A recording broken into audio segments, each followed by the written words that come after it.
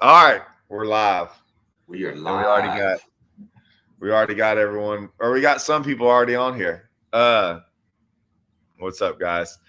So I got, if y'all don't know, this is Brent, and I am absolutely terrified of what might Yeah, come out of this guy's mouth. you should be. You should be, man. I'm over here roaming wild and free in the YouTube land, dude. I mean, this Oh, isn't my space. I'm yeah, usually they over in don't. the business. I'm on the business YouTube. I'm over here on LinkedIn most of the time. So I Yeah, just they get to don't. come over here and mess up somebody else's page. It's gonna be great. They don't allow you like most of the stuff, man. Man, I can't even say it. You're from the dirty boot. If people don't realize where that's from. Represent, man. I went to when we drove down to Florida, we always go to that pair Praise y'all's. Preconceived, yeah. And so we And went the opposite way up, and I was like, Karen Crow, it's right off the highway. You can see that sign. that's the spot, man. See, I got to get you off the tourist traps, man. I got to get I you to know. some of the real stuff. You got to go right if you want to get to good stuff. You going left, you're going north. That's the wrong direction. Right. All right. No, So this is cool, man. so all y'all on there, if you're gonna make a comment, go ahead. Just start asking questions. Yeah, You this know? man, the comments are pretty solid.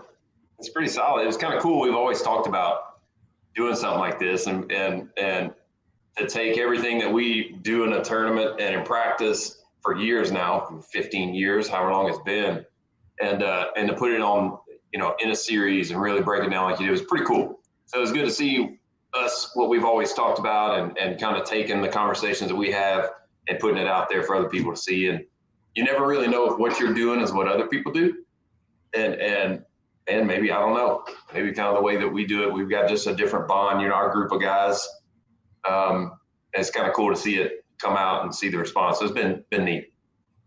Yeah, it's crazy that like so when I started this YouTube thing, it was with Holman and Andrew, and then like everyone like y'all don't realize, and I've said this before on other stuff, but me and Brent were probably the most secretive people you've ever met when all that was going down. When we did this, we probably fished 10 years together, like every tournament, like Yeah. probably like 30 tournaments a year, and it was different back then, but now I don't know, it's just different now. But yeah, we had some man, we won a lot of tournaments, won some boats, won a lot of weird stuff and like some crazy things. So We were equal opportunity butt kickers, man. I mean, we'd go win a big one and then we beat 10 guys at the boat ramp.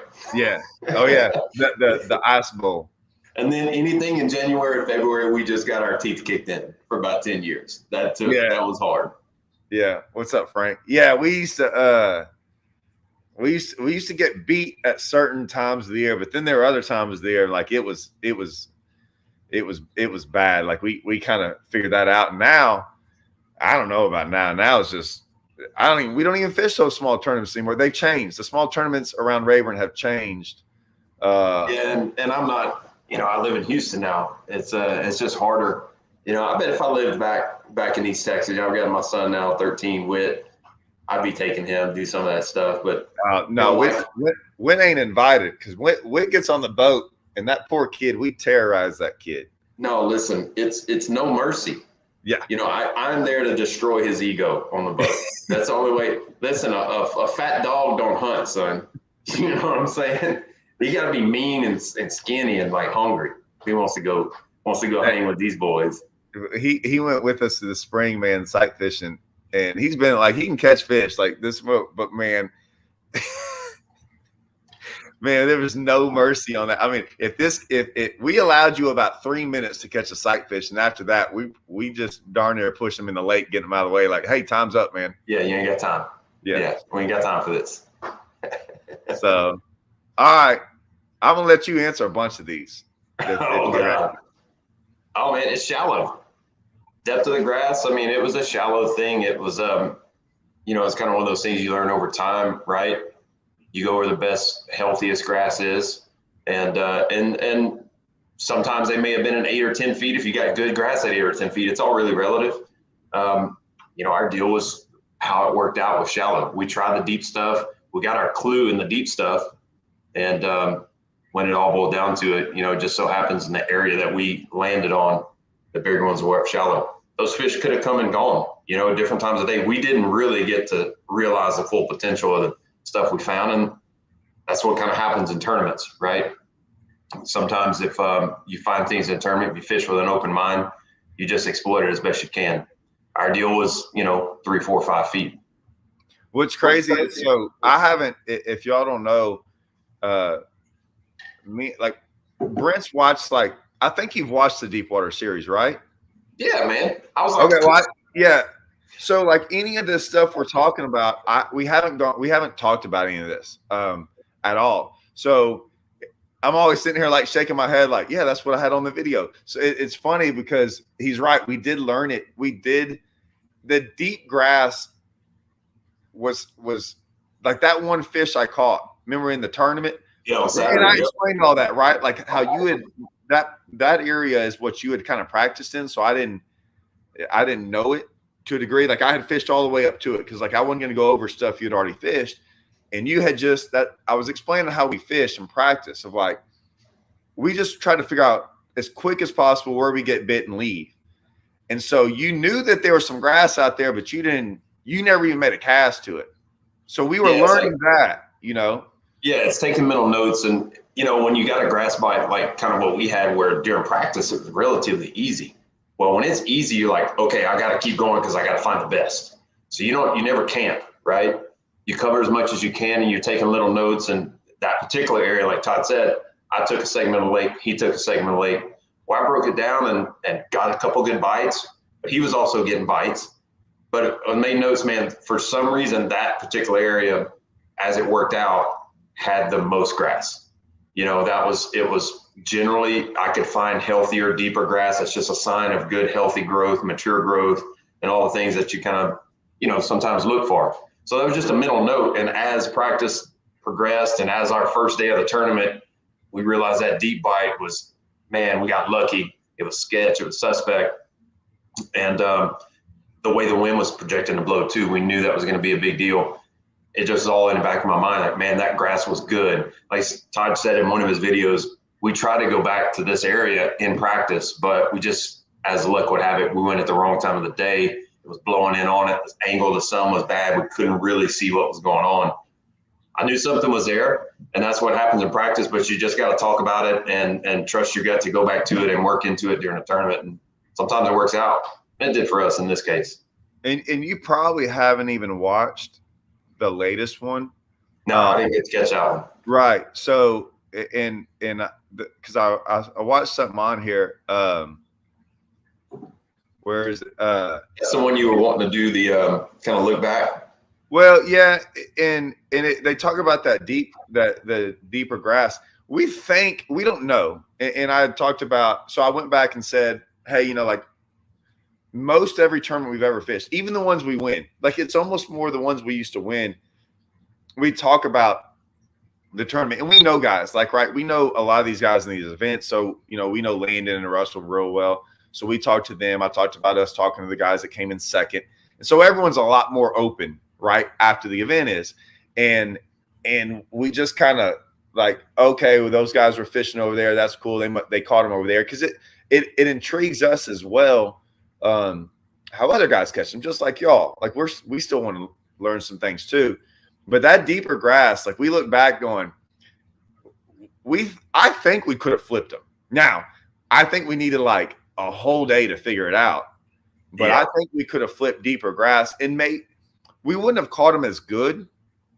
We wouldn't have there for a while. It was when you look back, it was kind of stupid. We were kind of counting them up 50 or 60 fish in a day, but 45 of them came after 10, from 10 to 2. Yeah, it was rapid fire. We wouldn't have caught them that good, but even in that grass, I'm sure we would have kind of started dialing in some things and been able to flip them or worm them or frog them. I don't think you could have caught a lot on a frog, but I talked about that. Yeah. I talked about that. We might have caught a couple big ones doing it. Yeah, that's a big thing with team fishing. A lot of times you see two guys rolling down a bank throwing the same things. And there's definitely situations where in a team tournament, you want to be doing that, right? It's the deal. You know it's the deal. You've got your strategy. We're going to turn and burn on whatever we're throwing. But, man, especially on a new lake, like Choke Canyon is not a place we fish. You know, we're both 3, 4, 5, 6 hours in there.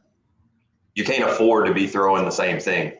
So there's definitely that second bait that may have caught a big one. I mean, you know you're around good fish. You know you're around a lot of fish.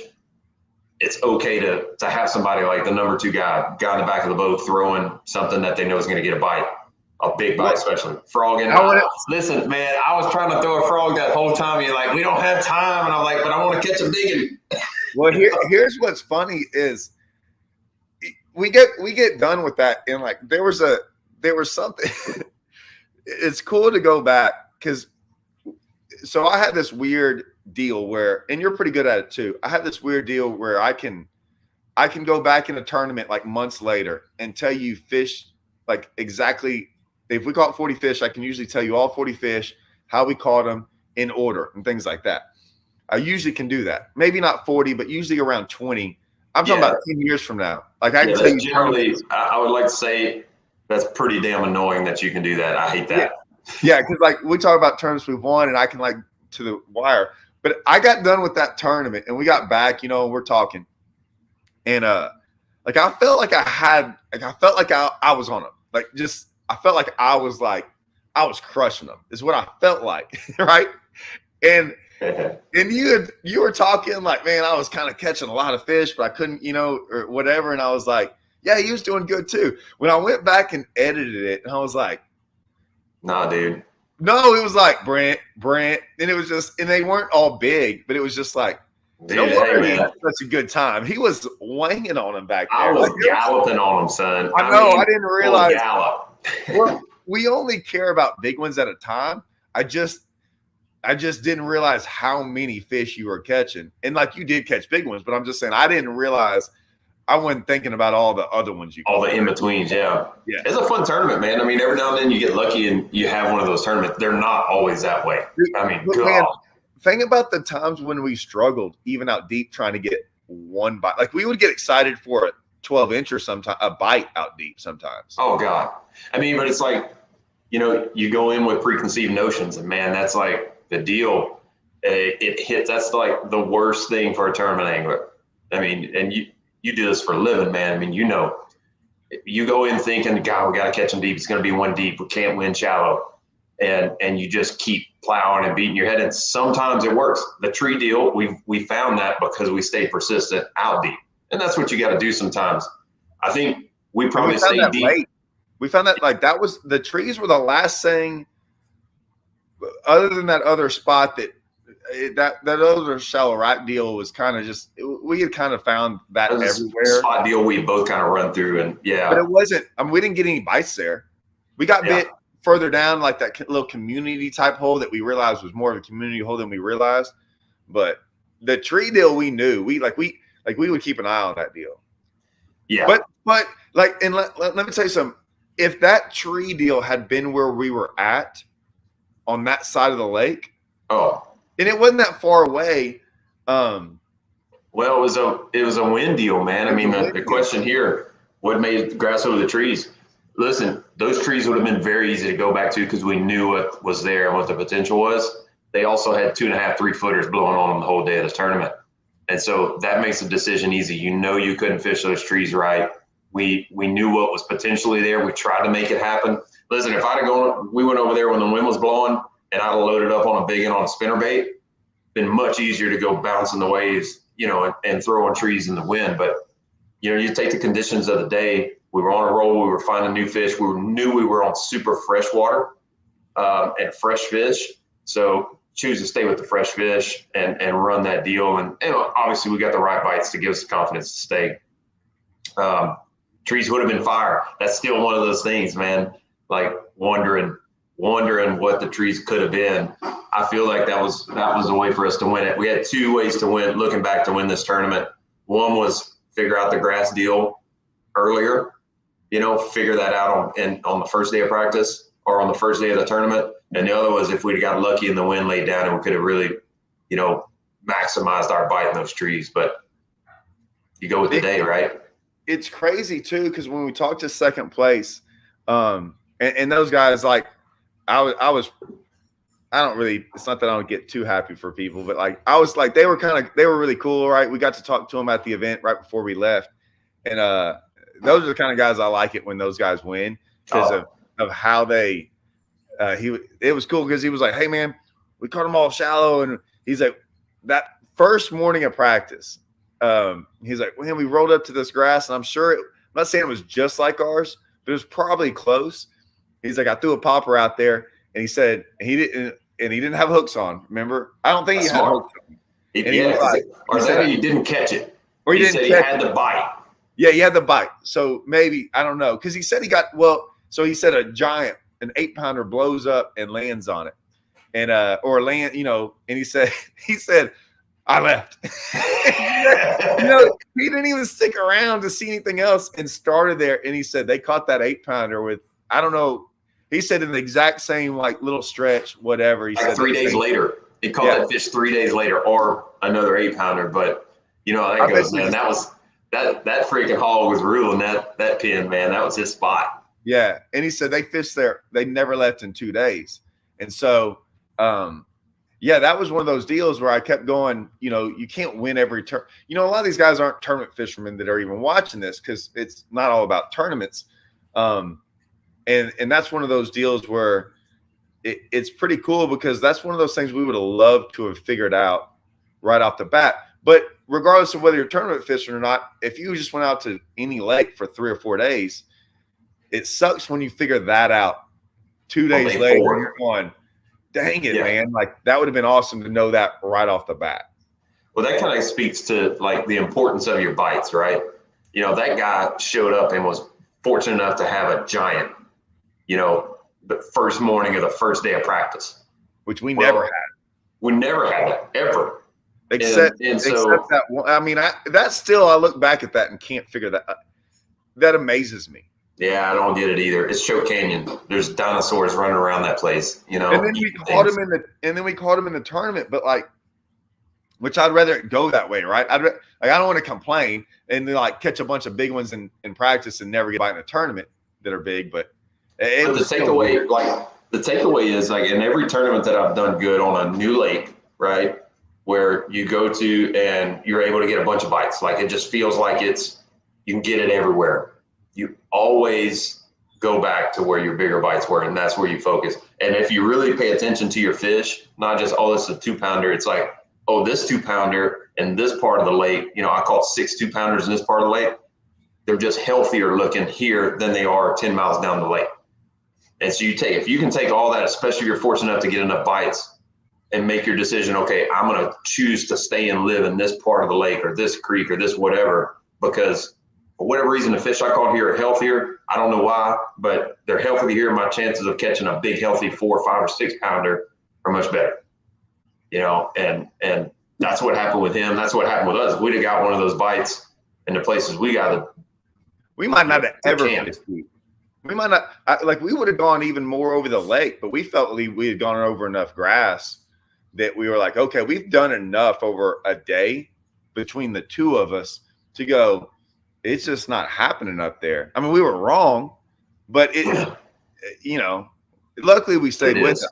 I want to say, like, so what I like about what's cool, I guess, is listening to these guys. And I don't know where James lives, but man, I've had so many comments that have been so much of fishing. And I think everyone on here that's followed our deal is that what's been going on YouTube for years is like, here's this bait, just go out there and here's how to catch them on it, which is like, it's not true. Like, in the sense of, it's not that guy didn't do that, but it basically rarely does it really translate to you and where you're at.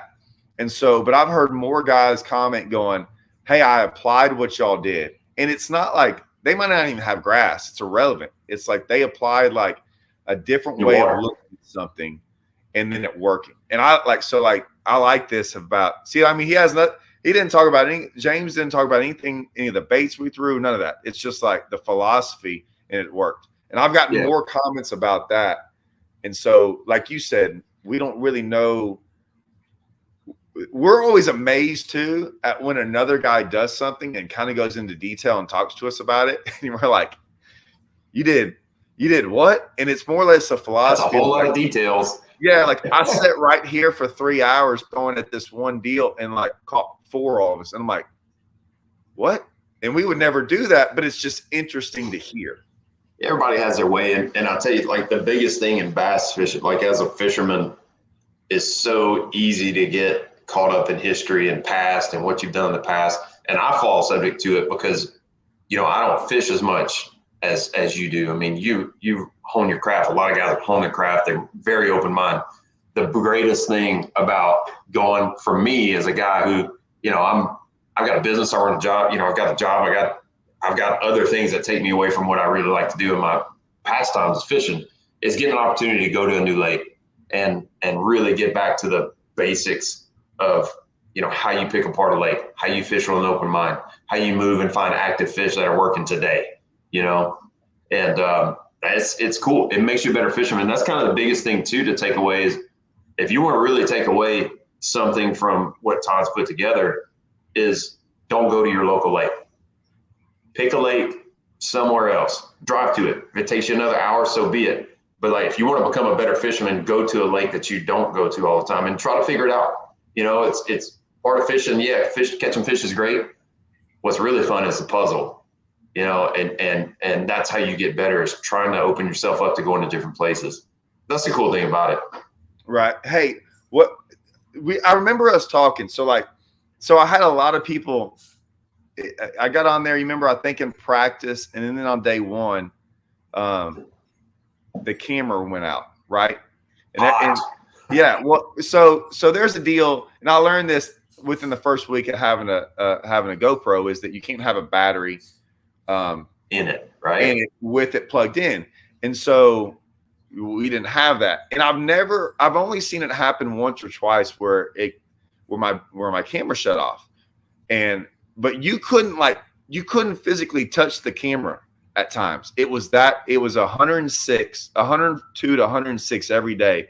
And it would be fine if the wind blew. But when it got slick, the camera would last about an hour and it would shut off. So I bring all that up because of the water temps. The water temps weren't, I mean, they were hot. What were they? Do you remember? Dude, I mean, about it. They were upper 80s. 87 is what I thought. Yeah.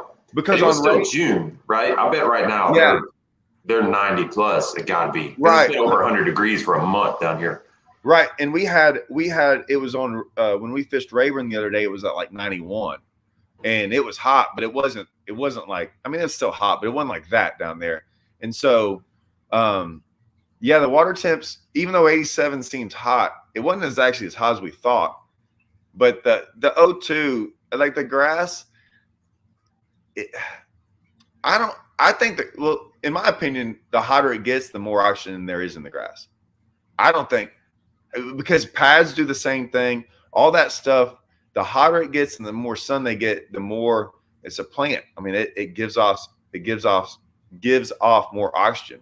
So I've never seen it to where it might look bogged down, but there's clearly always enough oxygen in grass. It's the other grass, it's the bad grass, that like the Salvania and stuff like that takes it. But usually that hydrilla and those things, it's good. Yeah, I mean, especially healthy grass. I mean, the thing is, it's not just, you know, it's the good healthy grass is an indicator that you've got a good healthy environment, right?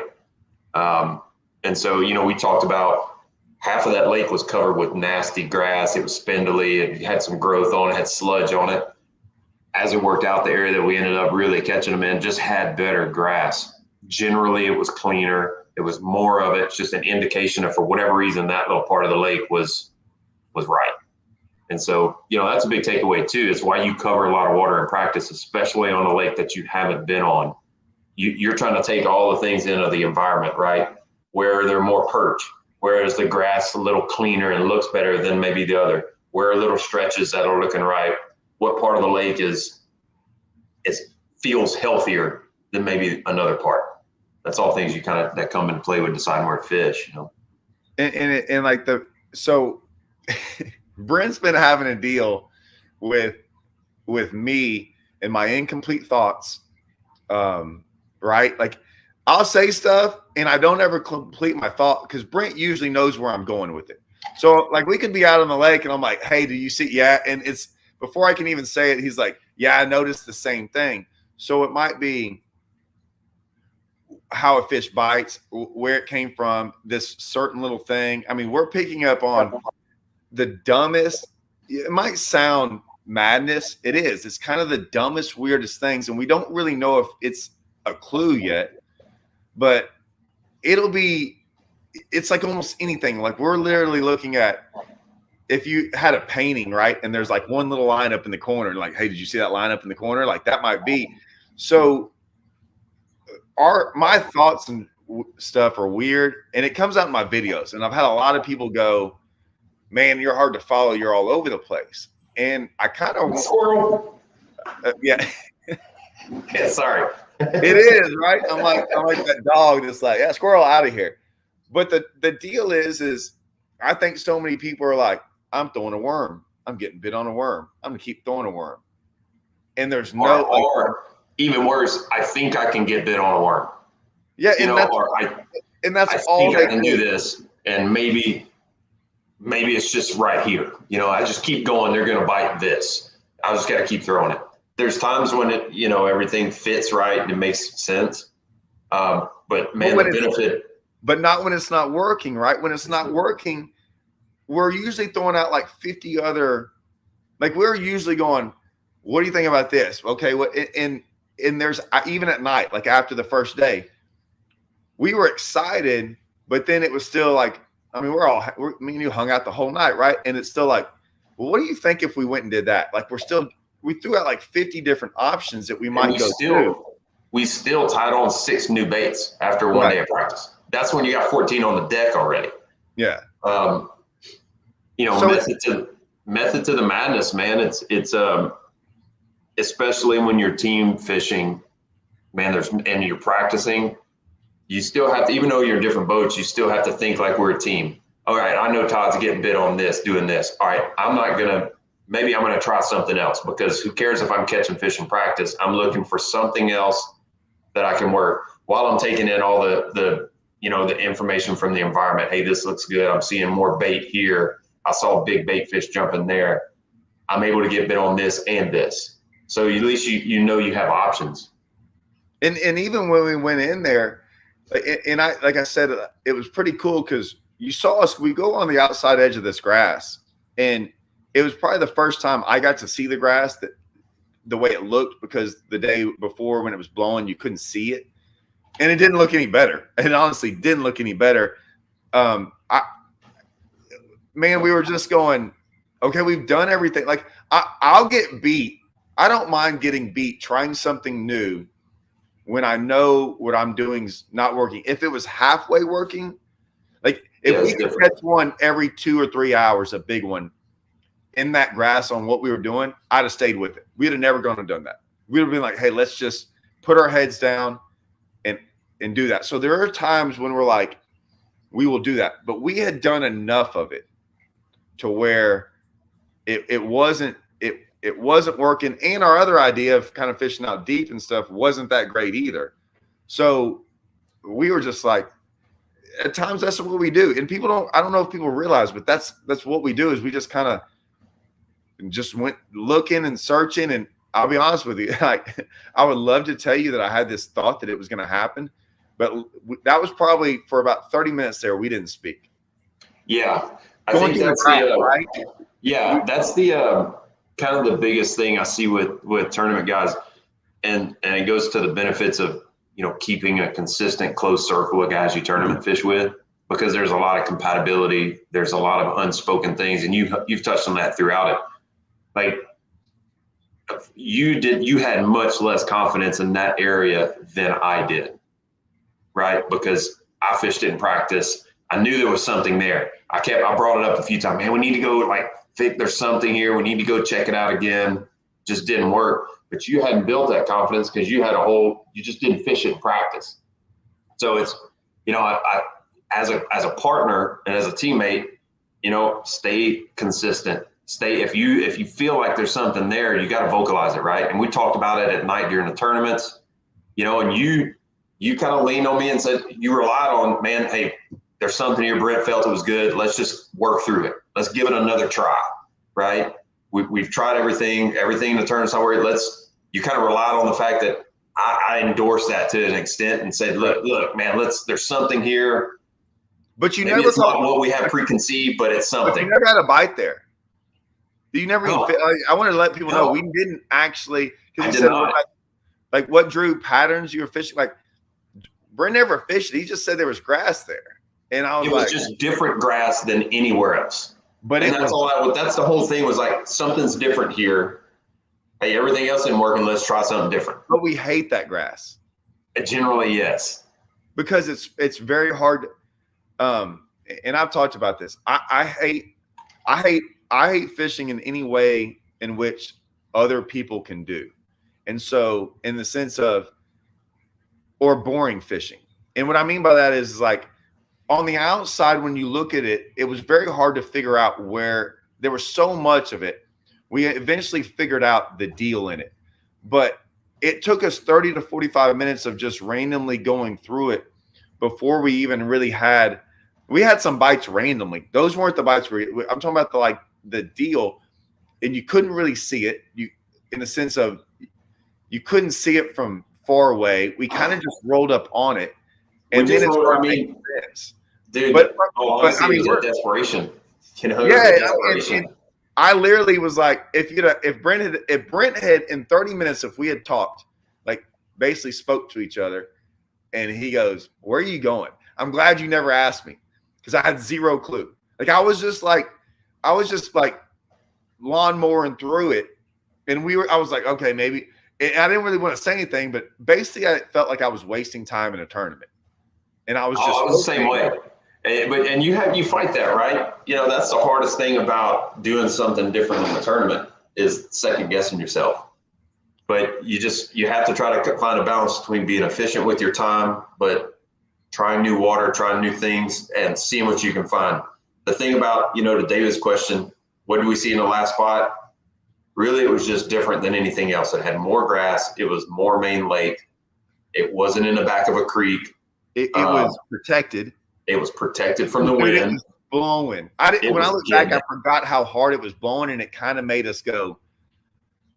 Remember when we were talking about going to some of those other spots and going, dude, it's going to be it's going to be blown out. It's going to suck. We're going to have to work at really, really work. I would rather suck and be comfortable.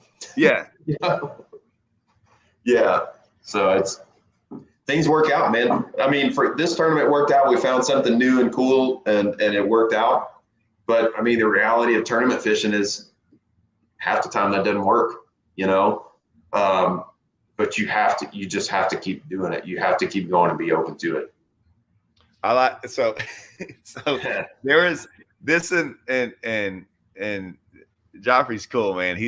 I like how he always makes some good observations, but because this dude pays attention to a lot of things. There was a comment on there. I don't think you didn't say this, but someone was like, "Hey man, Brent was throwing that swim jig close to your ear." And I was like, "I'd be fine." And about the ducking, even before all that stuff, we've been fishing together a long time, but in all that time, we've never hooked each other. I hooked you in the back that one time when I was trying to throw at those guys who were all up on us at the yeah, that's the only time. But I lost my head. I got a little pumped up. I was trying to be the enforcer, and I did back hook you with a Carolina rig. Yeah, but only in my life shirt. But it messed it all up because then you had to we were talking trash with a hook. I was yelling at the dude while I was trying to incognito unhook your bat. We were smoking on these fish. I think it was on Rayburn. Toledo. Oh, it's Toledo, and we were smoking on these guys. Freaking just start we were catching one after another. These guys rolled up on us. Yeah, Brent was like, "No, they ain't getting this close." And he fired over there on them. They still wanted to mount. Oh, was that what we had a buoy out or something? Or no, they had left a buoy. Something. No, they had left a buoy. Yeah, there was a buoy there that was there when we showed up, and then they tried to come back and say we had our buoy here. Yeah, they were way far away. They were like on plane. Like we'd been fishing there for like an hour, catching them. And the buoy was behind us. It wasn't even in the right spot. And so when we say there was a buoy there, we weren't like sitting on the buoy. The buoy was like, I don't even know what it was on. And I don't even think it was their buoy because they didn't even pick up the buoy. But we were catching them. And they kind of pulled up on us. And I was like, nah. And so we threw at them. Then we were arguing with them. Then I had a hook in my back. It's hard to like talk trash when your partner hooks. Like shame. It's like a dog walking around with a cone around his head. It's just shame. You know, but he's still got to pee on stuff. Yeah, they eventually left, and they did not pick up. I don't think it was their buoy. Yeah. But no, man, like, listen, bro, Jeffrey, whenever you set in freaking donkey monster hook sets, you got to clear the way. And I ain't trying to get hit in the face on YouTube with, Todd's fishing rod. So, yeah, man, you got to get out the way. There's only one way to set the hook, and it's hard. So you just got to clear out the way. I don't know how we hadn't smoked each other in the face with a jig. As far as like not hitting you, it seems close. Every now and then you get a little wisp, but yeah, the only time that that worries me that I think is worse. Like I'm not ever worried about if you ever get me like casting. I mean, I don't think I ever have. What the one times that I have been hooked is like fighting a fish. And like you got the net, and it comes off and it just flies back at you. But other than that, I don't really too worry about that. I'll just answer this, man. A deep waters event from an elite, it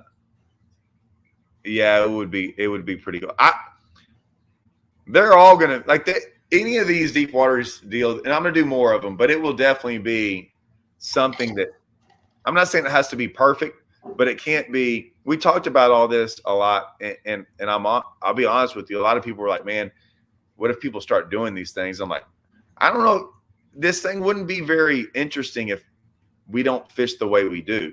So if we had found a brush pile out there that had the winning bag on it, and we found it in practice, and we didn't find anything else, and then day 1 and day 2 we sat on there casting at the same spot, we might have blown this thing out with 30 pounds a day. But for y'all, I would say it'd pretty much be the most boring series ever. It'd been a highlight reel. You put your highlight reel, how you caught 30 pounds every day, and here's my trophy. Look how great I am. Move on. And like, so what was different about the brush pile? It had a bunch of fish in it. Yeah, there would be nothing special. Yeah, brush piles are like that. Like very rarely they can say, "Oh, I was next to this channel." Dude, I can find 100 brush piles next to a channel. It would just be a brush pile. It'd be like a man-made thing that someone put out there, and there's nothing wrong with that. But it would have been absolutely boring.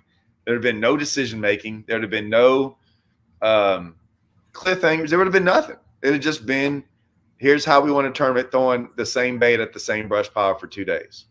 Yeah, and we've talked about this too, man. Like we're fortunate we were at Choke Canyon.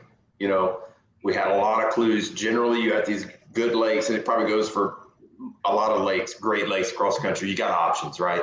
And you can go through a practice and really kind of develop different patterns if you truly commit to pattern fishing. Choke Canyon just set itself to do that. We could have easily wrecked them out deep on some other thing, and maybe made a show that was one-dimensional, but this is everything aligned. We've talked about this over the years, like looking back, like, man, this would be like a good one. Like all these things happen. We talk about like, oftentimes we'll leave a tournament and that boat we won on Rayburn that one time, dude, like that would have been great. That would have been great. Because that one had no. You remember we couldn't practice. Yeah.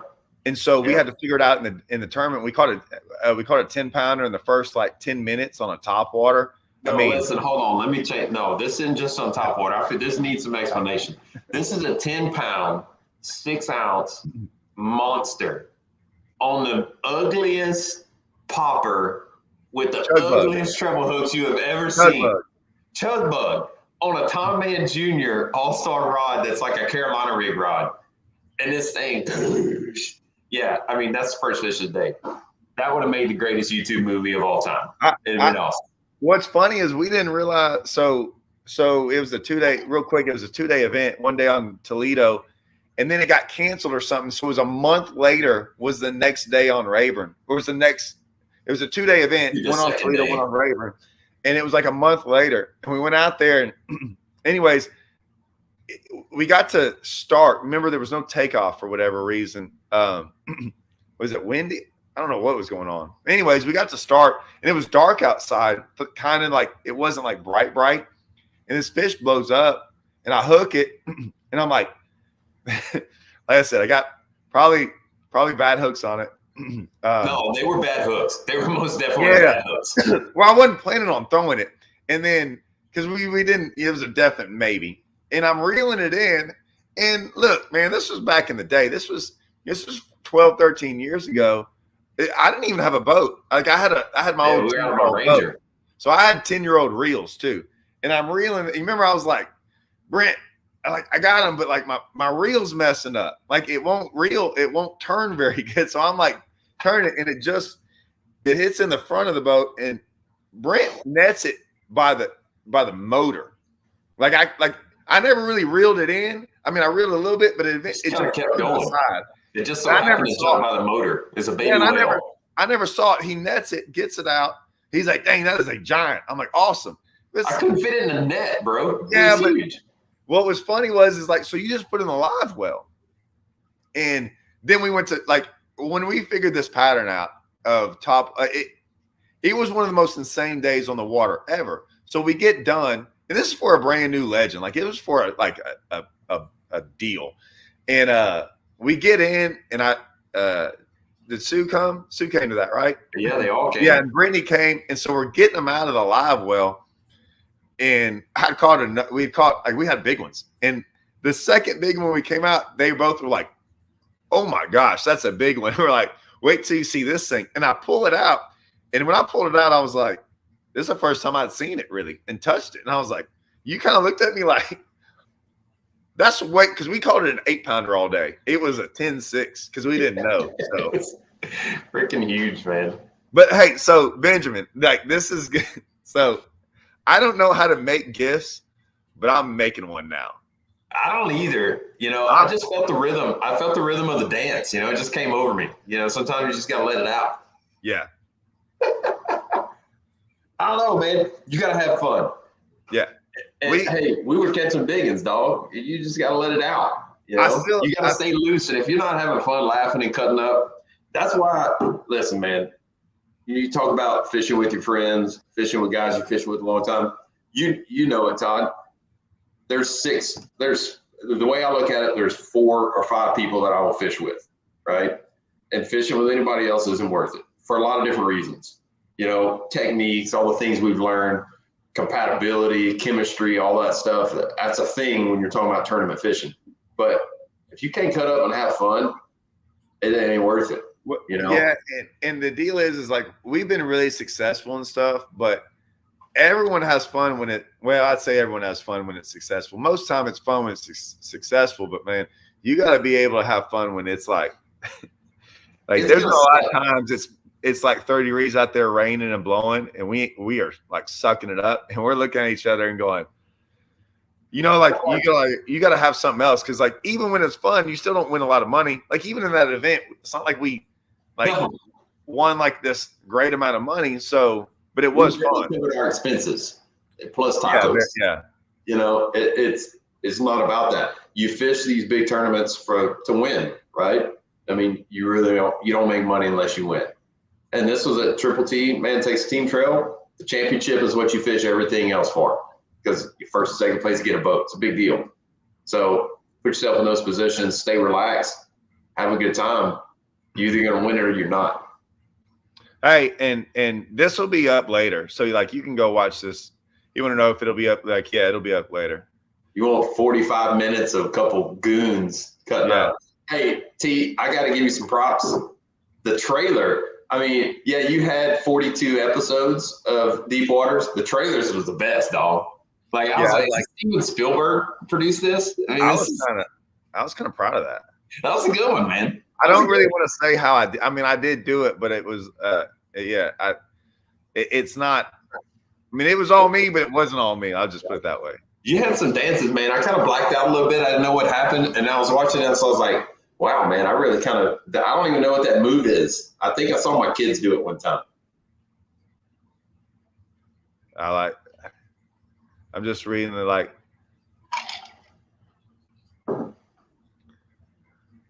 That's still like LiveScope's still up in the air. I mean, in the sense of,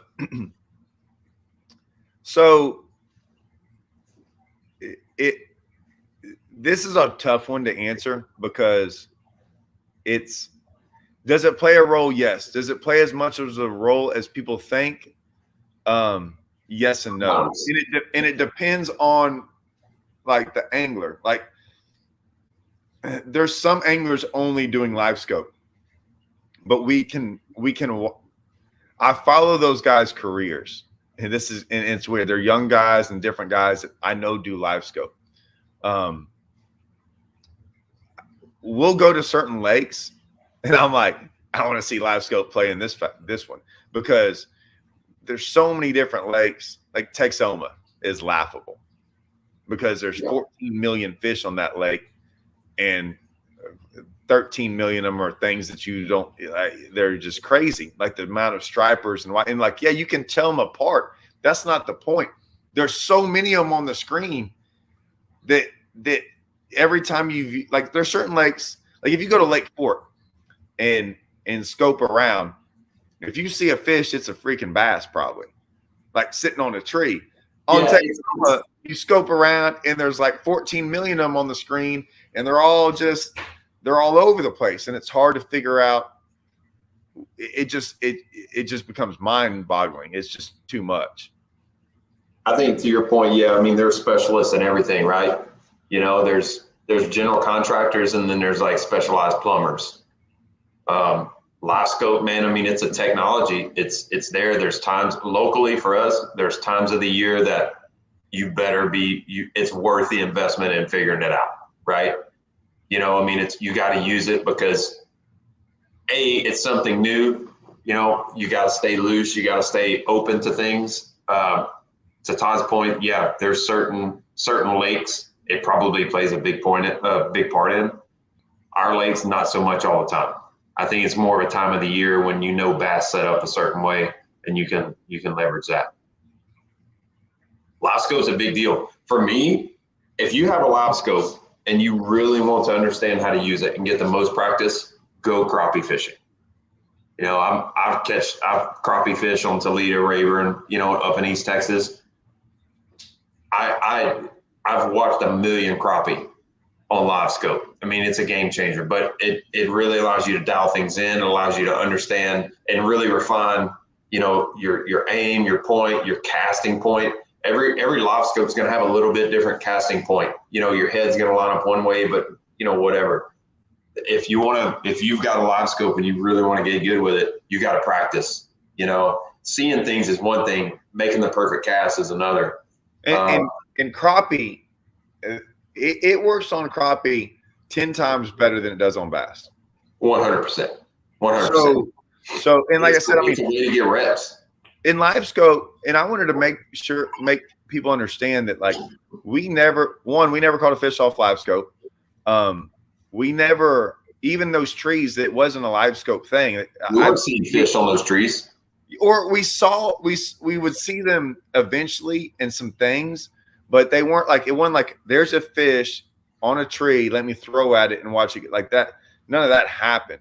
And so LiveScope's just one of those. Yeah, I mean, I don't know. I don't even want to like talking about it at times because it's so different over so many different lakes, over so many different times of the year that, like anything else, like we're not smallmouth fishing. Like you go to smallmouth fishing, yeah, like I said, but you're on lakes that when you scope around, that's all you see are smallmouth. That we go to a lot of lakes, man, where these lakes clutter up with just stupid, in certain times of the year, and then it's just different, yeah.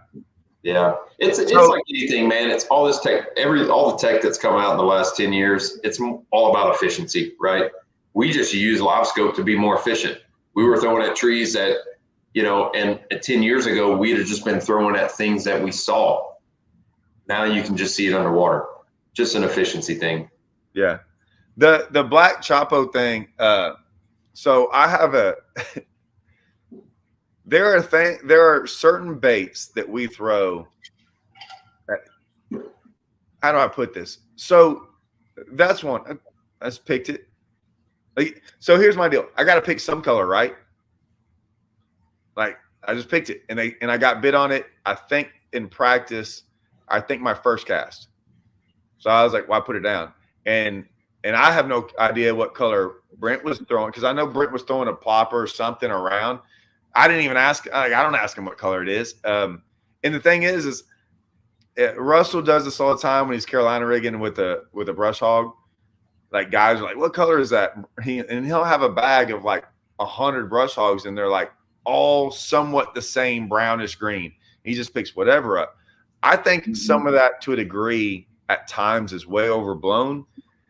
Sometimes it matters. Sometimes, but I don't think it mattered here, because I think it was just. I think the bait mattered more than the color, and so some lakes you get like that, and then others you don't. And it's not even that a clear dirt.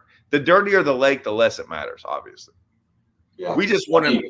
It gets to a point where we want them to see the bait, and so it's a color choice of them seeing it, not of, oh, they're going to bite this color because it looks good to them. I think color, like I was getting bit on more of a shad clear. It was clear, had some white on it. I never even asked. He didn't even ask. We're getting bit on this bait. It's more about that. Hey, they were coming up to a bait, reacting to a bait that was obnoxious. Okay, good. No taken. Did you have one tied on?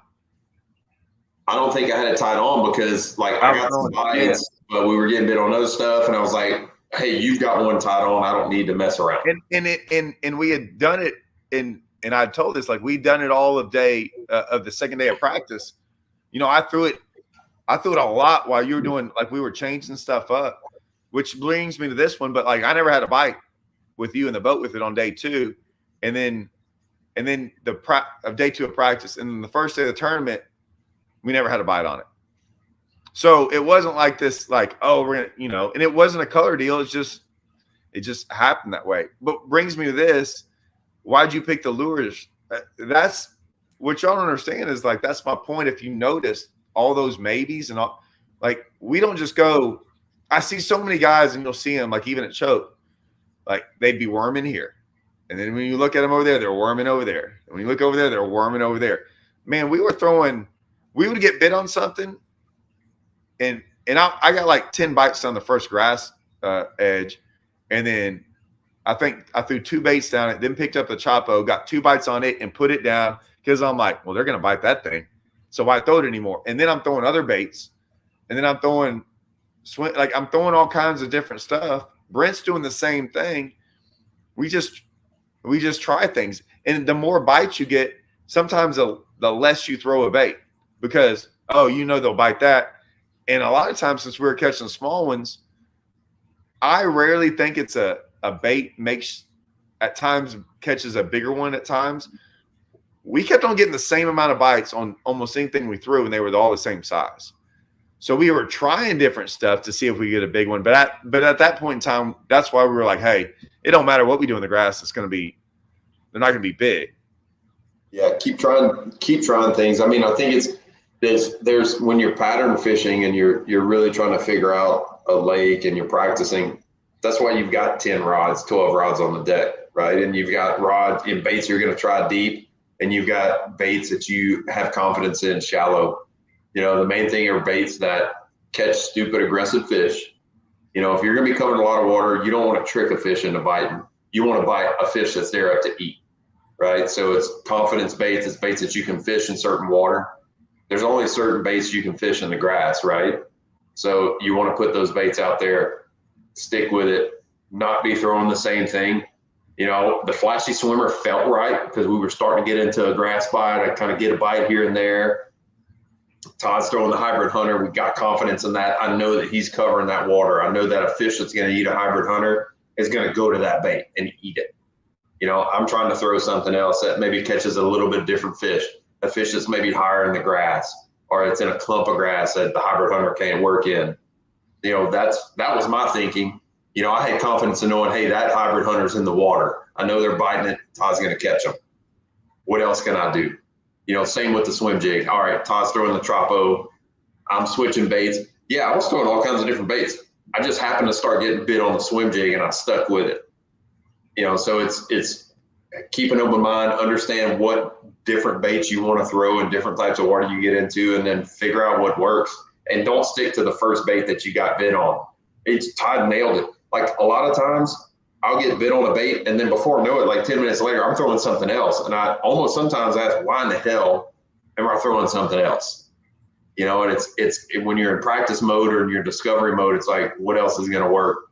What bait's going to work? But it got you on the white one, right? I mean, you had caught that many fish in a short amount. I mean, you were wanging on them that hard, and I don't think people realize how hard it is to change. It took you. I'm not saying that many bites. It took me too many bites. For you think it did. For anyone else, probably no. I mean, you can't go catch 30, 20, 25 fish in an hour or two, and then have 2 or 3 bites miss. And then, I think it was about after 4 or 5, and they weren't big ones. It wasn't like you weren't. But you did change. We talked about it, and I was like, yeah, why haven't you changed? Because it wasn't, when I look back at you and said that with that kind of like, yeah, why haven't you changed? Well, it wasn't because I was worried about it. You were talking about it. Like, I don't think they realized. I was like, you were like, why am I still doing this?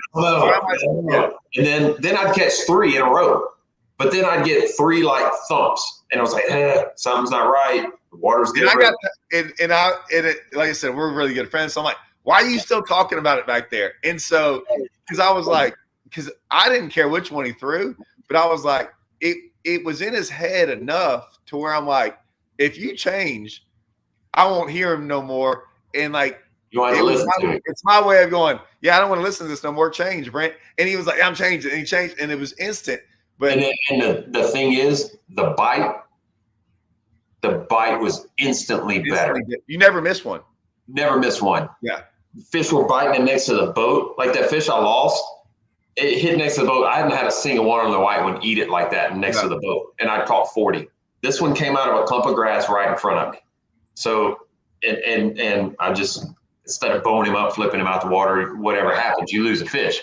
Yeah. But that fish ate it. Like that was the thing in that water.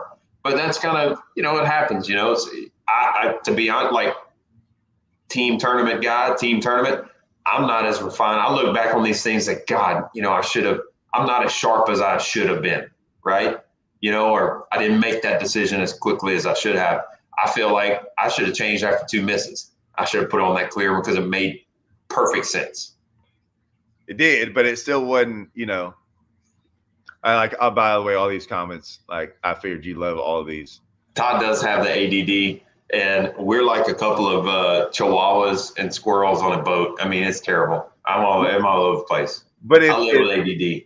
It's funny too, because if any guy who's ever been in a co-angler with me in an open or any Toyota or something, they're probably watching this going, in 2 minutes, I've heard him talk more in 2 minutes than I heard him in 8 hours on the boat. Because like I said, it's not the same. That team stuff's so cool because of being able to run through stuff by someone. And it's not that I bring this up. It's not that the co-angler in the back isn't, I don't know how to phrase this. It's not about not talking to him. It's that he didn't practice with me. I don't know who he is, right? Some strength. Like I always laugh at that about this. That fishing of this deal's kind of a weird deal where you were like, all of a sudden you got some random stranger that you don't know is going to go fish a tournament, sort of not with you, but in the same boat. Like, hey, there's a random stranger who's going to get in your boat tomorrow. All right, cool. Like it's kind of funny, right? But they didn't practice. They have no investment in what you've put into it. So I don't run stuff by them because half of them hadn't been on the water. Or it's a distraction, maybe their mentality and what they were doing is different than how you fish. I mean, that's right. That's kind of some of the compatibility things, until you've got chemistry and you fish for a long time with someone together, you can assume things and understand things without it being said. Yeah. How many boats were in this? Because it was a championship, so it wasn't as many as a normal event. But was there like 80? I think it was close to 100, maybe 90 something, 94. Yeah, maybe it was. Something like that. I The thought it was championship 84. deal. Yeah. This was also at the peak of the high gas prices too. And we talked about that. It's like, man, guys aren't going to drive from Dallas to Choke Canyon to maybe get spanked on by a local. That's another thing to say with this deal. You know, Choke Canyon's a South Texas lake, right? There are a number of guys who are pros on South Texas lakes. You know, that's their home body of water. And what was the top three? Four guys, top four were guys that 5 or 6, not even close to being local. I don't know about 4th place, but I know 5th.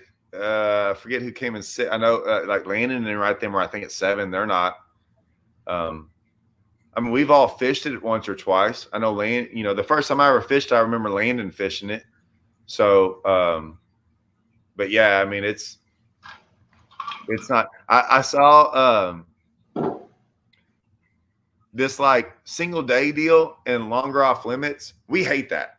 Like we don't like off limits. And I don't even want to get into started about the whole off limits thing. I hate off limits where at least you don't have one day. Like just one day. I don't care about making and everyone knows me. Like I want off limits. Like for the opens, I'm like the biggest advocate of off limits for like a month. But I also say no, but I want 3 days of practice in there. I just don't want people hanging out there for a week. I just don't like off limits I just think half of fishing, we've all grown up learning how to fish. And I think half of it is like learning it like a day and then putting it together for a tournament, a day or 2 or whatever it might be. But I like a day or 2 of practice because my deal is we like to travel. And it's so hard to go to a lake that's 6 hours away and go, well, you got to go fish against those guys who live on the lake all the time. The off limits helps them. I mean, there's some tournaments out there, Bass Champs, that those off limits sometimes helps the local than it does the other guy. Oh, 100%. If Bass Champs would give 1 day of practice, I would fish all over the state. They go to so many great lakes. And their payout's not bad. I mean, you win a tournament, you win some good money. I'm not going to go somewhere and have to travel 7 hours to Lake Amistad on a Saturday, maybe get some practice in, drive home, and then drive back there to fish a tournament. You know, to Clint's question, man, it's if you're fishing a local tournament, that's, you know, maybe your home body of water or somewhere that you've fished at least throughout the year, so you understand how the lake's setting up, you understand what's going on. You know, you have to fish a little bit of history, but still try to expand upon it and be open to it. 1 day tournaments with you know, off limits with no practice are tough. It's just a tough deal. You know, still try to be open, still try to fish areas. When I'm fishing 1 day tournaments, I just try to fish areas, right? I'm trying to work off of whatever experience I had, you know, in previous tournaments, previous times I've been there in recent history. Lakes like in East Texas, Sam Rayburn, we can look back, we fished Rayburn for 15 years and every year it's different. Todd, am I wrong? Every year, Sam Rayburn is a completely different lake. So we find ourselves looking and fishing tournaments and talking, trying to figure things out and say, man, this water level in 2012 was about like this at this time of the year, and the grass was growing here. We caught them there. And man, you know, we've got the advantage of that, of having 15 years, and you kind of got to think back over a long period of history if you're going to fish a 1 day tournament. What? I don't think I've ever heard this question asked.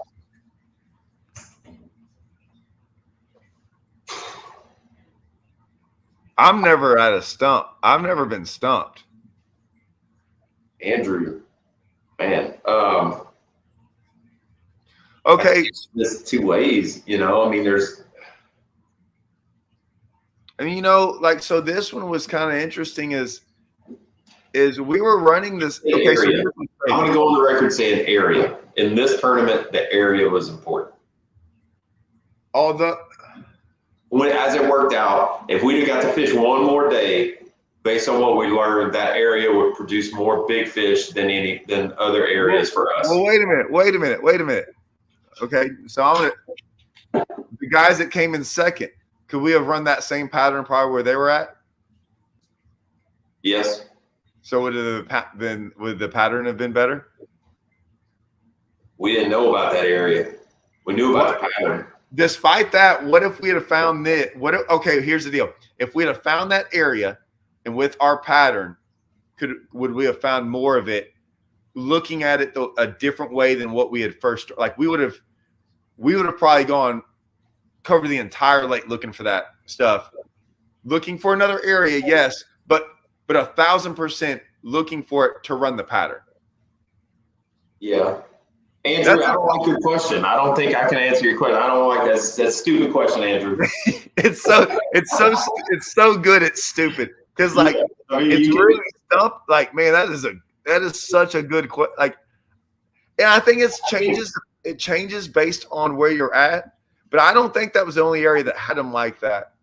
No, I think for Andrew's question, I mean, if you want to become a better fisherman and really try to grow pattern 100%. Yes. Pattern. Okay. Well, it's saying more confidence. I still don't know. Like every time I try to like analyze this question, it's a hard one. I will say the pattern was shallow grass, right? I mean, grass, you could call that the pattern. The area looked different. It looked a little different, but we had confidence that we could have repeated that pattern. I'll put it to you this way. On most lakes you go to, like, so when I go to some of these lakes and start doing stuff, at times I start to believe that the pattern is more important than the area. But I will say at first, here's how I can answer. I can answer it now this way. At first, when I go to a lake, I think the pattern is more important than the area. As I dial in things, certain places, like even on Choke Canyon, I could run the same pattern but get 1 to 3 bites. The area then becomes, after you fish that pattern for a couple of days, you start realizing that the areas are more important than the pattern, in the sense of you're still running the same pattern, but you start to realize that certain areas are either going to hold bigger ones or more of them and things like that. So that's about the best. Okay, that's how I can answer it, right? The pattern's usually more important in the beginning, but towards the end, it becomes more area. You agree with that one? 100%. Dude, I just kicked the ADHD's butt, dude. I freaking worked up on it. It's like those T-shirts that the big fat guys wear. It says, "I beat anorexia." Yeah. Dang. It's definitely more confidence in a pattern to start. The longer you fish a bottom of water consistently, it's the area. Yeah, I just want to let him know I will do that. I will 100% do a deep water series on the Red River. It will be 1 episode long. Yeah, that place sucks. Yeah, because it will be like, hey, I went and did this, and I will have 5 days in there of me doing 1,000 different things and not catching any fish. Yeah, I'm from South Louisiana, man. Everything looks awesome. Fish only live in like 2 places. Man, I'll be honest with you. I like my hybrid hunter, but I have no idea. You can ask the question. Maybe it's on here. Oh. Dude, there's no question. Wait. You've only seen me dance once. Yeah, that's the reason. You got to put yourself out there, son. Dude, I won the dance off at my wedding. Yeah, but who's supposed to win? Like, I can't show you up in your wedding. Your wife's my brother-in-law. Brittany's like, oh, I love my husband. He's so awesome. If I'd have gone in and really showed the moves, she might have second-guessed things and ended up, I mean, who knows? Yeah. 100%. Andrew, I know this question. I know the answer to this question. I think everybody else here does. Next.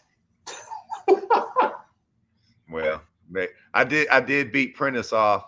My brother-in-law married us, and he was well, yeah. So he's my brother-in-law, and he was the pastor. And I just put it this way: at 12 o'clock when they were shutting us down, we had a dance off, and I will say most of my friends were like, even Brittany was like, I didn't know he could move, and she was like, I didn't know he could either. I think I might have thrown the worm in there. I threw a lot of things in there. I'm just saying. You were just feeling it, man. I was pulling them out.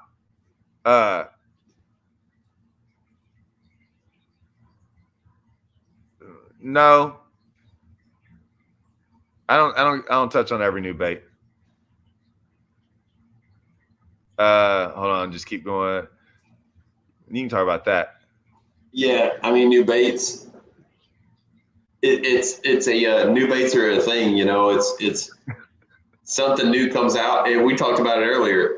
There's new baits every year. I was talking to the Livecast guys. Okay, I'm trying not to read this question. No, forget the other one, dude. Read this one. ADD. Dude, heck yeah, man. Yeah, every fish I catch, I was dead on, and anybody in my boat that catches one's 100% luck. Yeah. Like everything Brent caught was luck, and I wasn't going after them fish. Yes, and the way I look at it, you got to have superior skill to make your boat or your guy running a trolling motor admit that you caught more fish than him. And I'm just kind of used to that, man. I mean, I just spank up on it. I gotta bring old Todd down, man. I let him know what's up.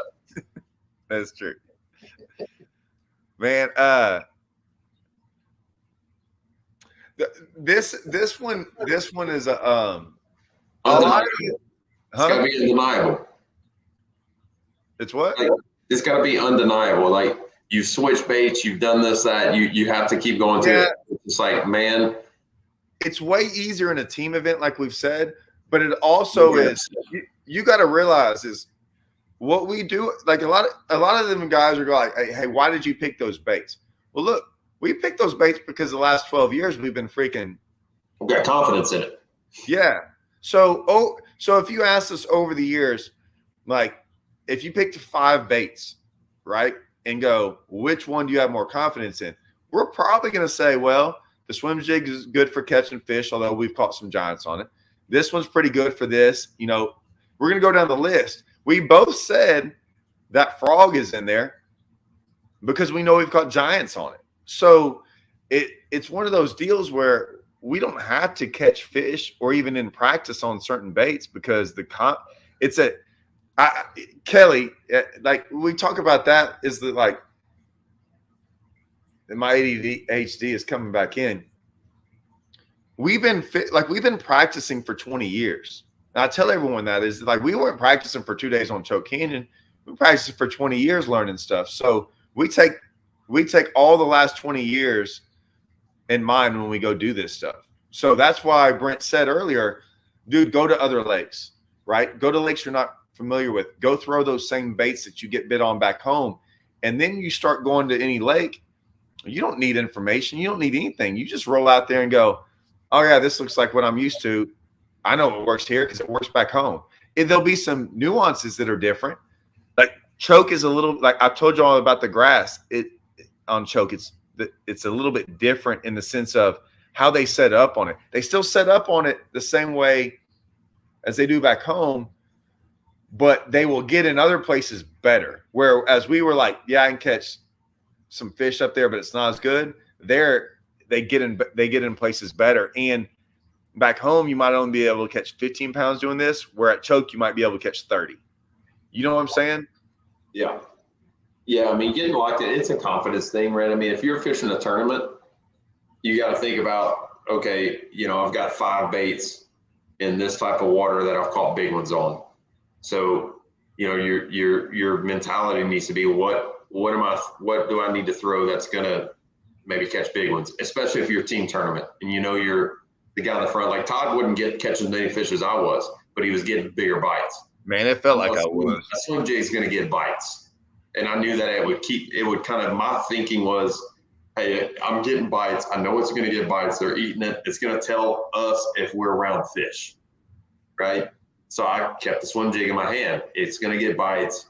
Maybe I'll catch a big one, but it's a confidence thing to tell, to give Todd enough confidence to know we're around fish that, hey, the big ones will eat this Chapo. Then they do. Big ones just eat the Chapo. Big ones eat topwaters in general, I would say. So yeah, that's the takeaway from that. Again, I forgot you said again. I mean, I think we've talked about it, like we're fishing the team trail next year, right? Yeah, we'll fish Triple T next year. I guess I'll put this one on there. This guy might be sick at home right now. No, he is make it happen. I do not make it happen on Rayburn. Rayburn has killed me. You can have success on a lake, and a place like Rayburn will humble you like no other place. I've been pretty much sucking, but it's a testament. You got to spend time, man. You got to spend time on a lake. I don't spend any time on Rayburn lately, and I suck. Hold on. Yes. By the way. Yes. So I'll just throw this out. I didn't want to. Yes. Is all I'm going to say is yes. Now everything has. So here's the problem with this me saying yes.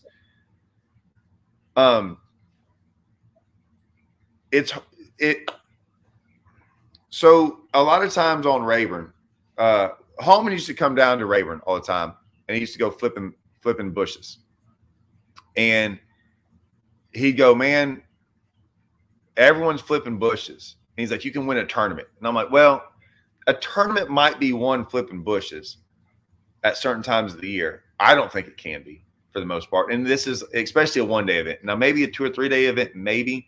But my deal is this. If you got 200 guys and 170 of them are flipping bushes, chances are the guy flipping bushes might win just because of the odds. But then you look up in the top 10 and there's like 5 guys or 4 guys Carolina rigging, but there's only like 10 guys trying to Carolina rig. Well, that's 40% of the guys, right? The 4 out of the 10 are up in there because that's probably the better pattern. Might be a harder pattern, but if 150 guys went out there and Carolina rigged, chances are like 100% that's what would win. So at Hartwell, the problem is you got everyone live scoping, right? So it would be hard because maybe that's going to win. But if you went and did what I found out when I went there in the fall, I didn't understand. Like I saw one up shallow and I never even threw it. It was a giant. And then I tried to do it some more and it didn't work out because of where I was at, or because I just didn't know Lake Hartwell. So I spent a lot of time trying to figure out this pattern and it didn't work out. So once again, I'm out there deep and this, and I'm doing all kinds of stuff.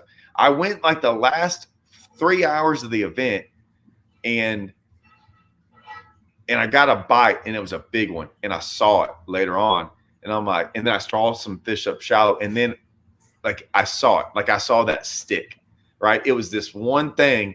It was like basically this one stick, this one little thing that keyed me in. And I went and started running it and I started seeing giants. And I just figured it out too late. I'm not saying I could have won it. But man, if I had figured that out on day one, and that's kind of what we talked about this one, if I'd have figured that out and ran it for 3 or 4 days and really dialed it in, yeah, I think no problem. And what's great is too, the more guys that are out there trying to live scope. Now, live scope might have been easier, but the more, man, I was like, yeah, put more of them guys out there. Yep. Like, let me go do this. I just figured it out. I like if I went back, I would not live scope. How about that? I would not. I can live scope on Hartwell, and I probably would not do it. I would go try this. I would make this try to work. So that's kind of the bigger picture we talk about. I mean, you always got to chase the thing, right? And the tech is there. But the more guys are out there, graphing around and live scoping, the fewer guys are up there messing with these fish that are shallow, and there's always shallow fish to be caught. It's just whether or not you can develop the right deal, get on the right group of fish to catch the winning fish. Oh, you got that one? 100%. You got to communicate. I mean, you got to talk, right? I mean, the reason when you're fishing a team tournament, and in our instance in this deal, we're on 2 different boats practicing. Well, you got to take advantage of that. You got to take advantage of, what I'm doing, what you're doing, taking clues from what he's seeing on his part of the lake, what he's seeing with the grass, what he's seeing out deep, where he's seeing bait, where he's not, what he's getting bit on. Communication is a big deal. I mean, we've said it. I mean, I think, Todd, you said it. We talk 20 times a day if we can. Our phones were dead at the end of practice day. Yeah. There were times we just be on the phone and not even hang up. Just for like an hour. For like an hour.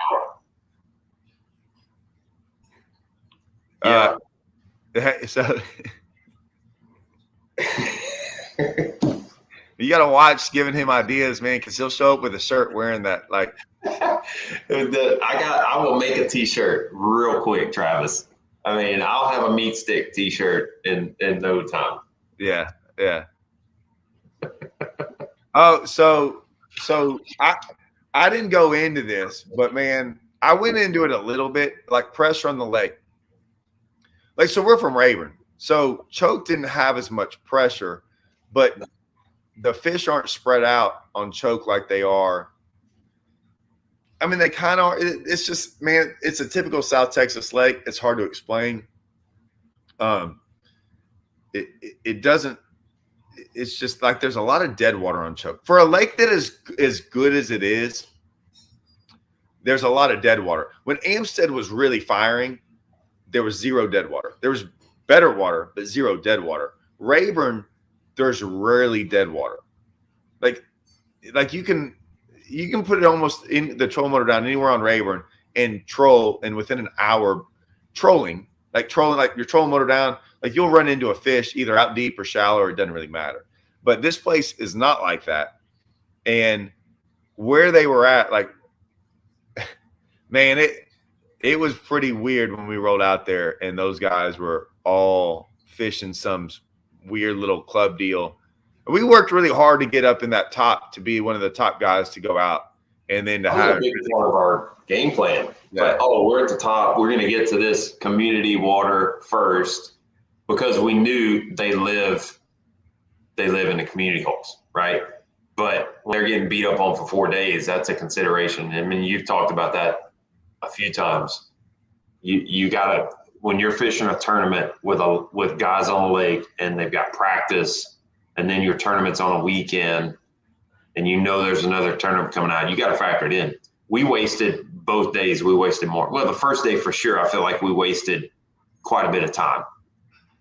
Trying to make a community hole work, trying to make these places we thought that they all lived in. It happens. It's just one of those things. Before you answer this, I hope you answer this the right way. You read that, and then I think what he's saying, because I would say no. I don't. Would I defensively in the sense of how do you interpret that? Defense. I mean, defensively, it's after you got a plan and practice. Yeah, I'm not gonna. Yeah, 100%. You don't camp out on fish and practice. Okay. So that's where I thought at first when I read that, I was like, I didn't know if he was like, hey, go start sticking fish that we don't do that. Don't do that. No. Okay. I think there's a couple ways to think about that question. Is one, do you just, if you've got a hole, like, hey, this spot's loaded, do you just sit there and occupy it so nobody else can ever practice it? There's that. Yeah, that question can be. I'd say that never done. We don't. It's a magic hole. I think defensively, it's never fish through something too long in practice. Get bit, move on, take in what you can take, and hopefully guys don't run through what you're doing. I mean, I guess it depends on what kind of guy you are. I mean, nobody's going to recognize my boat. They're not going to look at me out on the water and say, oh, Brent was fishing there. I've got a pretty generic boat. If you're a rap guy or you're somebody like Todd, people are going to recognize you. He's got to be even more conscious about it. The most offensive thing I do is move on. What's up, Jacob Smith? Happy birthday, dude. Happy birthday, homie. That's fun, man. It's good to see young guys fishing. That's been the cool thing the last few years. I remember when, Todd, when you and I started tournament fishing, I mean, we were what, 24, 25, and we were by far the youngest guys. And now we were signing up with the big boys. You know, that's the only way you get better, compete against the best guys. It's great to see young guys. You know, he's 14 years old. High school kids got opportunities now. It's pretty cool. Yeah. I think that happens all the time. I think so. We did realize that brush piles were working, and I pulled up to this area kind of close to the dam, and literally the first when I got down there, and I see like a brush pile. I threw in it, you know, and it's really not what I wanted to do. And then we kind of did some other things, and brush piles, man, I don't really like brush piles. Like, we kind of hate them because they're obvious. Everyone looks for them, and they do all that different stuff. So we just, at times, and it's our fault, we just count them, you know.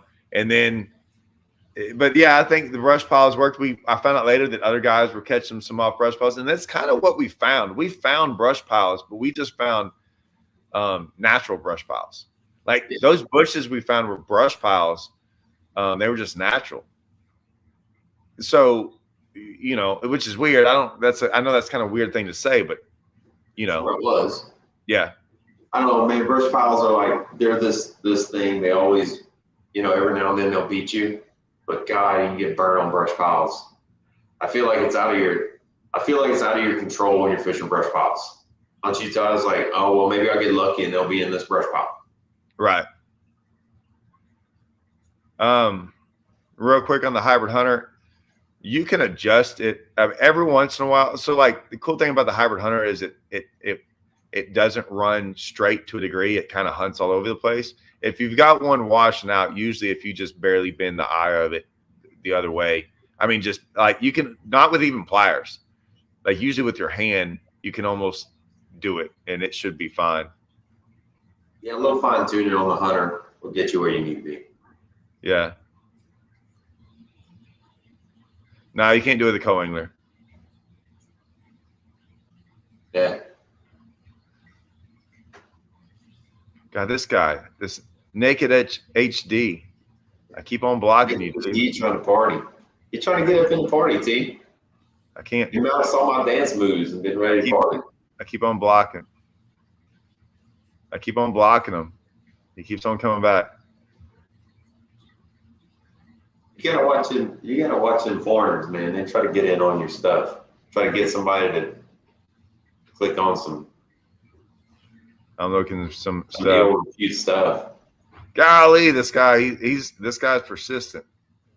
I'm gonna keep blocking him though.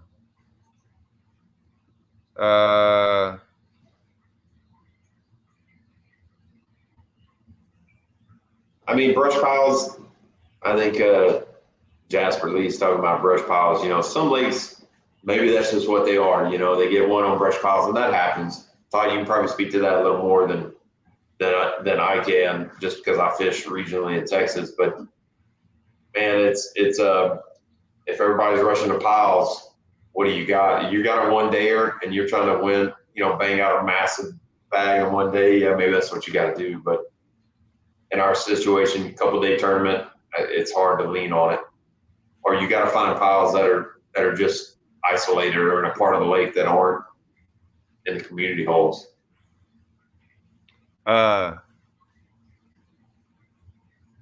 This one, yeah. So, like, I do have this like small subscription group, and I will say, so far I won't get banned for it, but yeah, man, we go into some like we go into some like real in-depth stuff, like about the industry. I mean, there's a lot of stuff going on in the industry right now I don't want to even touch on.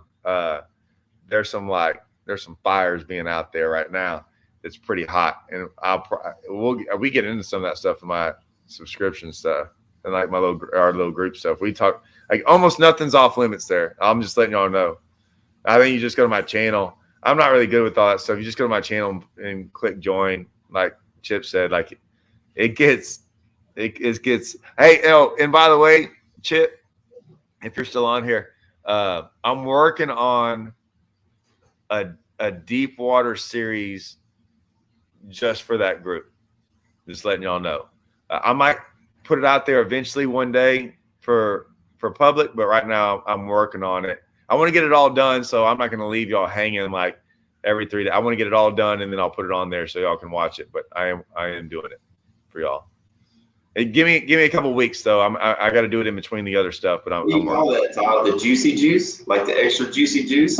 Man, yeah, the deep waters. What I got to tell you guys, like that thing is worth it. Every now and then I'll watch Todd's videos and stuff, and I like have to call him and say, "What in the living hell are you doing?" Yeah. I ain't gonna lie, I get a little pissed. Like, why are you telling these people this? And then he has to try to talk me all out of it, and then we get ADD'd out and start talking about something else, and I forget. Yeah. Oh man, I'm surprised you stayed on this long. Man, that little naked HD was going all over the place. Hold on. Somebody got. What I will say is, Naked HD showed up when somebody started talking about meat sticks. Yeah, that is true. That's all Meat Sticks' fault. Oh, look! I didn't see that one. I ain't got down that. That's dude. Kevin nailed it. But like, no, Todd was terrible at fishing tournaments. Do you remember our first tournament? Dude, man. Because we started a series and it started in January. And like our first 2 tournaments, we sucked. And then I'm not talking about this one.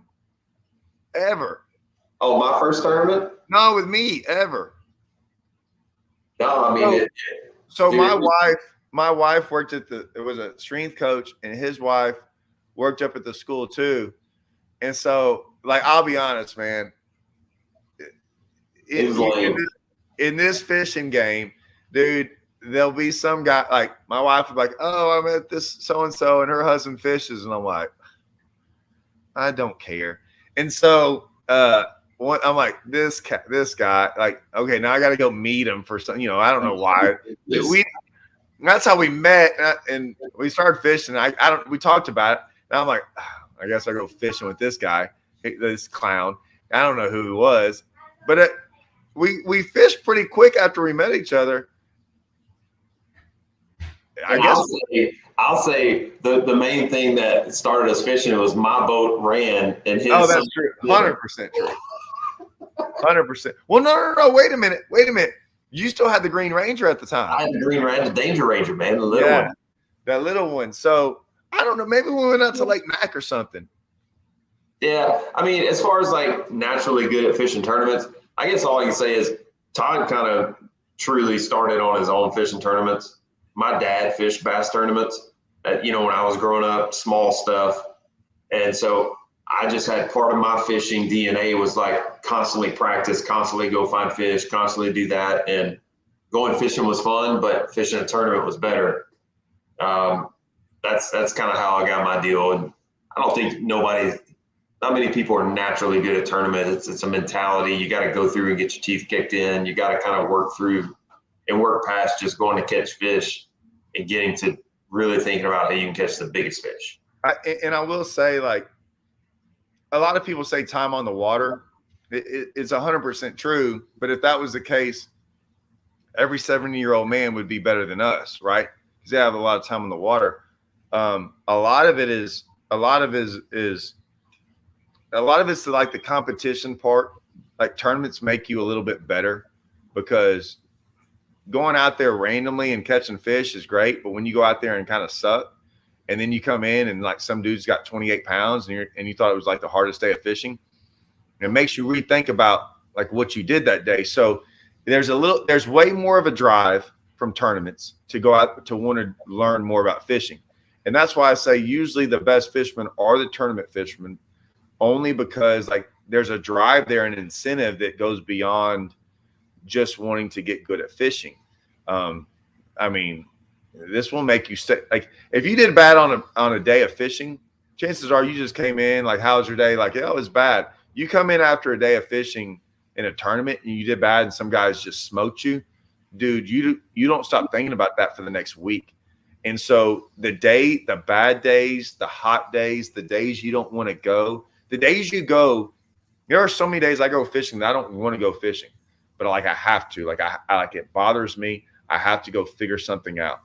So, you know, Steve, so Thursday, I should have it all edited. Hopefully by that's tomorrow. I should have it all done. If I don't get it done by Thursday, I'll have it out Friday, but I should have it all done to where I did a whole recap of like almost everything me and Brent were throwing, how to hook it, like how it was all rigged up. So the hook, the cutter worm, the weight, all that'll be on there. So like every that owner hook, that owner hook is a monster. That thing's right. I think it's just on my homepage. I think there's someone told me today that it was like they couldn't see it on their phone. So on your computer, I think if you go to my homepage, there's a thing that just says join next to it. Yeah, Kevin knows, like, man, we don't play around in that. We don't play around in that group, dude. That group's like that. I tell everyone in that group, like, hey man, it's 100% a Fight Club group. 100%. Like I'll kick you out if you go around, because like what stays in the group, like it says in the group, stays in the group. It's a pretty tight-knit little group, man, and the guys in there are freaking awesome, man. Kevin's in it. Like I don't mind talking about stuff that I probably shouldn't. Like my wife's in there probably just shaking her head like you're gonna get in trouble. But I'm not friends with Gerald. He's one of the few guys that I have never really been. I know he's friends with Watson. Like a lot of my buddies are friends with Gerald. I've just never been. He's not with a lot of the same companies I'm with, so we've just never been. Like that's why I'm friends with Hackney and Kevin, and so many of the Strike King guys and other guys like David Mullins. Like me and David Mullins are really, really good buddies. I hung out with him at ICAST. But that was because of the Costa deal. So a lot of the guys that were with Costa and like Justin Lucas, like those guys we all just get together, you know? And so that's kind of how it does. But I don't really, do y'all like each other? I probably like Gerald. Like he seems like a guy, like he seems like just a good old boy.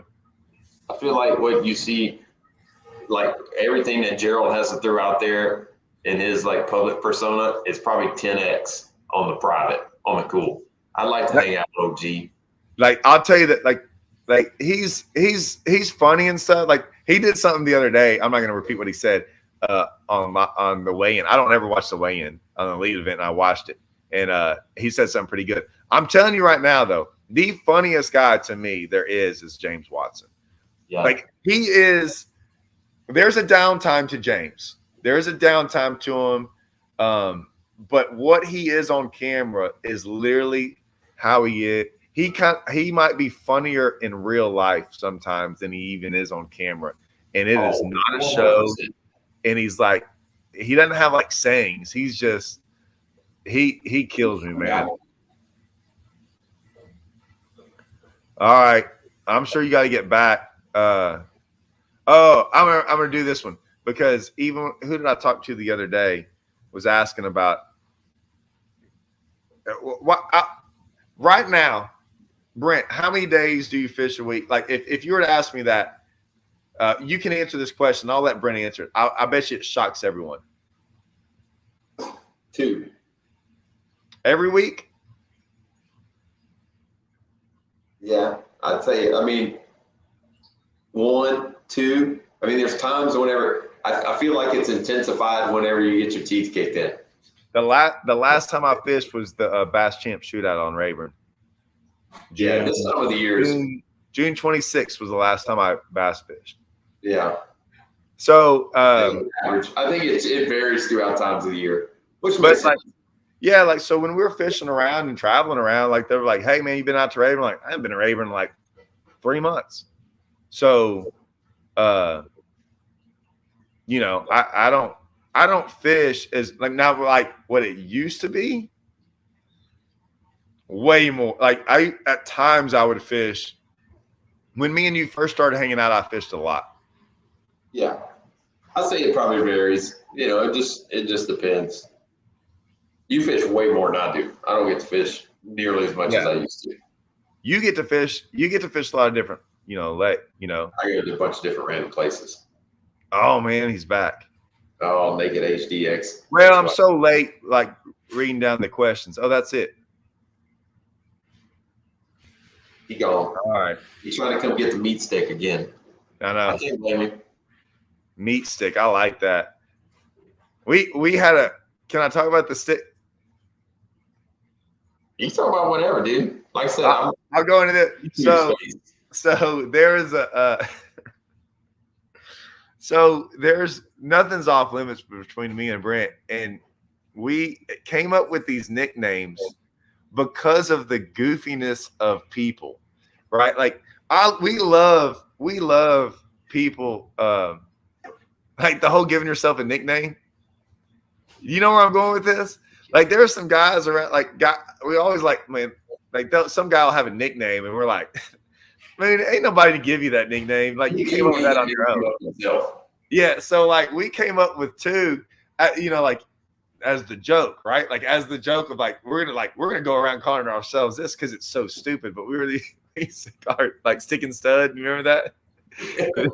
We used to be like Shake and Bake came out. We were like, yeah, like the Shake and Bake, and so we were clowning anyone that like did that stuff. So we're like, man, we're gonna come out with this stick and stud deal because we thought it was so just because guys were serious about like these guys gave themselves nicknames of fishing, and I was like, so we kind of came up with the just dumbest thing we could think of, and we actually, and then it became funny. So yeah, like the Shake and Bake deal, like we started doing that. I got enough bad nicknames. Like I sure as heck didn't come up with Fat Tad or Castelline or I mean, yeah, I've got a lot of nicknames. Luckily, the only one I'll be honest. So the only one I ever kept was Zona called me Castle Rock, and so that's why I have Castle Rock Entertainment. Is because he called me that. And it was funny because my brother was like, when I told him that one time, he was like, hey, that's what they used to call me back in college. There was like one or two guys called him that. And he's like, I've never heard that since. But yeah, the Fat Tad, I actually they're all pretty funny. You gotta go, man. If it's Zona Endorse, you gotta roll with it, man. Yeah. Like I said, there's a lot of like the Tad, like the Castellan. I don't know. Randy Flowers was a lot of that. Like Randy did a lot of doing out there, of doing some. He's pretty good he's got some pretty good nicknames for people. Some of the nicknames I think people don't want, but I'll embrace a bad nickname. It's all right. I like it. Heck yeah. All right. Well, I appreciate everyone coming on. Now you know what yeah, see, like Hey, I'll do okay. One last story. In college, it was my sophomore year. We were in the dorms, and so all of us that were there our freshman year, like we're all hanging out. It's like day one, so we all have the doors open. Freshmen are walking through, and we're all in there. And this guy comes through, and hold on, this guy comes. Now I can't remember. Dang it! I remember what we called him. So he comes through, and he was like, "Hey, hey, I'm so and so or whatever." Like. Whatever. He's like, yeah, but everyone calls me like Skipper or Skip or something. And the guy next to me was like, all right, Scooby. And he's like, no, Scooby's like, all right, Scooby. And like, dude, that was his name. Like, he had probably had this nickname all through high school. It was Scooby all through college because you can't just tell me your nickname. Don't tell me you can't come from high school and say like, well, this is what they used to call me. Oh, I'm gonna get the Naked HD quick now. Yeah, like listen, man. I mean, if you're a guy who has to tell your nickname, you lost cool points. You just not do it. I had some dude one of the dads on my son's lacrosse team. He introduced his son by his nickname, and it's like Piranha. I was like, first off, I'm not calling some 12-year-old kid Piranha. And second off, this kid's got a name. Don't give me that crap. I'm not doing it. I can't do it. I'm gonna start calling him Meat Stick or something. But he's 12, and I don't want to pick on him that hard. Yeah, but yeah, Scooby. Skip to Scooby. You are? Right. Yeah, he's right. Andrew's right. Oh, hold on. I almost put Andrew in timeout. You're not supposed to like your nickname. This is true. You're supposed to embrace your nickname. Yeah, you got to own it. Yeah, you got to own it. All right. We got Meat Stick being pretty persistent. I think we're going into a deep dark hole. I'm running out of things to talk about. It's going to get inappropriate for YouTube. Yeah, we'll get blocked. We'll get blocked just like Naked HD got. That's right. I only blocked her for 5. I put no Naked HD and it wouldn't block it, so I just put her in timeout.